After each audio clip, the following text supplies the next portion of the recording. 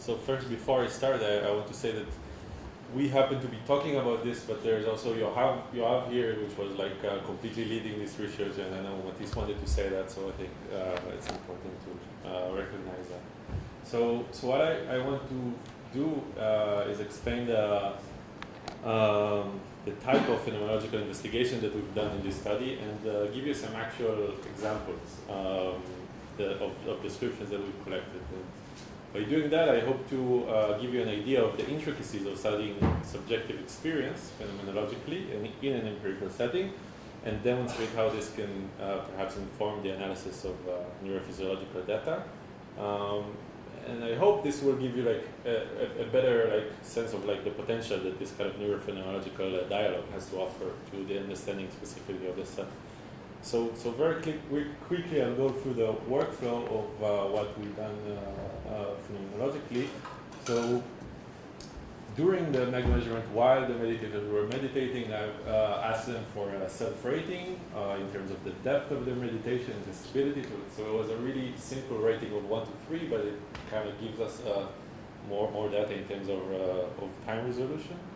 And then afterwards, we've done microphenomenological interviews. So that was interviews of 30 to 50 minutes. And the technique, which was maybe mentioned before, is used in this respect to acquire reliable and accurate descriptions of subjective experience.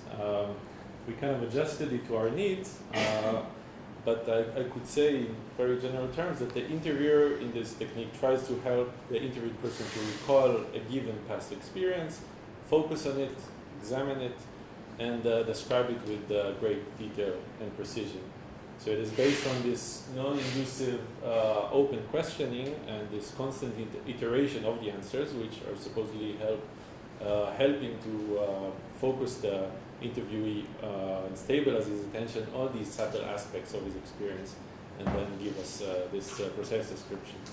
So after that, there's the aspect of analysis, and I also think that maybe it's important to emphasize that there are various tools that we are using that I'm not able to kind of get into in this respect, that allow us to kind of evaluate the reliability of these descriptions, and that all this it requires intense training and practice that is demanding, but I think it also makes it highly applicable to scientific experimentation. So we've transcribed and coded all these interviews, and then what we're now trying to do is characterize our participants' experiences and try to identify the distinguishable phenomenological dimensions or experiential parameters, or before we call it phenomenological categories, but these phenomenological dimensions that are altered during the meditation. So after that, with a joint effort of 3 judges, what we plan to do is, based on this description, to try and map each participant on these various dimensions. So in other words, we will classify the meditators and differentiate them according to the types of experiences that they had and the extent to which it altered. So all this data will then be used to inform the neural analysis, and hopefully also help us to give an in-depth cognitive neurophenomenological account.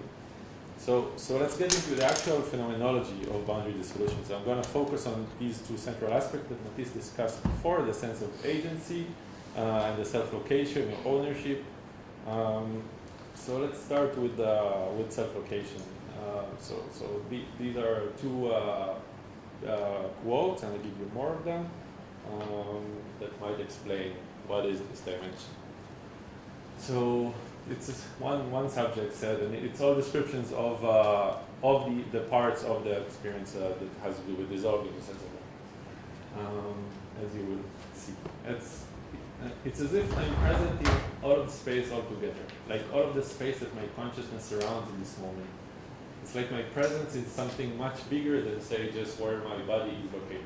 Rather, who I am is present in a very large space, large at least say a building or something like that. Then another subject said, I allow my hands to just kind of melt into each other, to stop feeling so distinct. My hand is kind of immersed in the other hand, or my bottom is immersed in the cushion or in the bed, when it sinks, there is a sense of penetrating the boundaries in a certain way. So I think that probably you can already see that these are descriptions of rather different experiences. One clear difference is that one of them had a feeling of this expansion into a vast space, present in all of the space altogether, whereas the other one was more of a localized sense of boundary that has to do with specific body parts and the loss of distinction between the context of the hands. So before I tell you more about what we're going to do with this, here are two more quotes. So this one participant asked her to describe her experience of space, and her reply was, "It's not my experience of space. I'm not, you're like a ray of light," or something like that. A wave. There's no, it's like you're part of some stream or flow. The sensation extends from the limbs. I begin to feel the dissolution in sensation, and then it has no boundary anymore. It's hard to explain what is this no boundary. And the fourth one said, it's a feeling of like an orb, a little bit of dissolving into the air. I'm not saying that I completely dissolve or anything like that, but it's a feeling of being in space, in the room, and up in the air. So in these descriptions, you could see one that has to do with like body completely losing its form, and perhaps also further involving this sense of disintegration of the intentional subject-object structure, whereas the other one is much more mild and centered around the body. So these examples are really useful to explain the phenomenological dimension of self-location and what we're going to do with it, because you can see that they really experience it in different ways, and our analysis so far, which is really like ongoing these days, tells us that these four participants might be representative of these four more general types, which distinguish most of our participants. So one again would be this expansion. There's more I could say about this. I'll just go on with it. One would be like more this observing sensation that is usually more localized in the head. It's a more like normal kind of sense of looking at specific things. One would be like no self-location at all, or formlessness. And the fourth one, a more like bodily centered sphere or fuzziness around the location. So again, this is still initial, and it's probably going to be refined, but the point is that with this information, we will be able to group participants according to these types, and with these classifications, we can then hypothesize that participants within each group will have different neural activity. So in this way, we could inform the neural analysis and hopefully refine our findings. So this is like the list of the phenomenological dimensions that we are now kind of focusing on. It would take much more time to really get into the different ways that this can manifest in these experiences. There's really a lot of experiences that we're handling with, but basically, yeah, it's self-location, sense of agency, mode of attention, first-person perspective, and then the meditation technique, or the main modality that was in the center of their experience, and their affective state.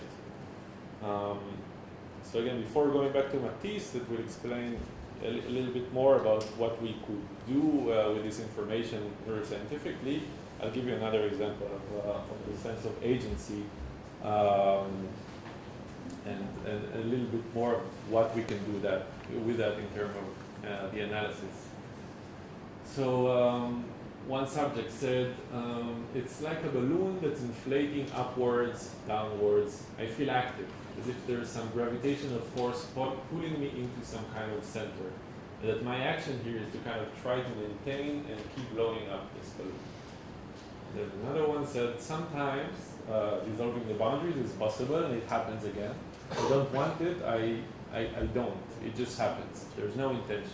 I ask her if it's passivity, and she says, I'm not passive because I am not. There is no need to be passive. Either it happens or it doesn't. So again, you can see like these two contrast examples of meditation. One completely lacking a sense of agency and even a sense of self altogether, whereas the other one is much more active in the way that he's volitionally and intentionally inflating his balloon.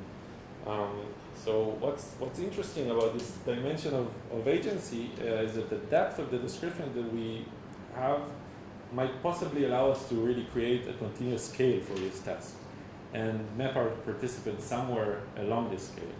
So for instance, I could give you this one last example of another participant who describes a passive and yet attentive kind of state. So he says, what I do is bring the attention outside of what's going on right in or directly around my body, and then go into a state of imagining the sky. I had thoughts, and fairly quickly I noticed them and then went back to the sky. So we could think of this participant C as like an intermediate level of a sense of agency, which is passive and yet maintains some mild sense of agency. And then also I could say that we have other descriptions that even go further and talk about like a more intense sense of exerting effort into the meditation. So yeah, before I let Matisse explain how this data can inform the neuroanalysis, I think that it should be stressed how this multidimensional evaluation of experiences of our participants is rather unique. And I would say that even within the field of neurophenomenology, some would consider this rather ambitious. So this means it might not work, but I really hope that this effort will not only help really clarify the experience of self-boundaries, but may also deepen our neuroscientific and cognitive understanding of it.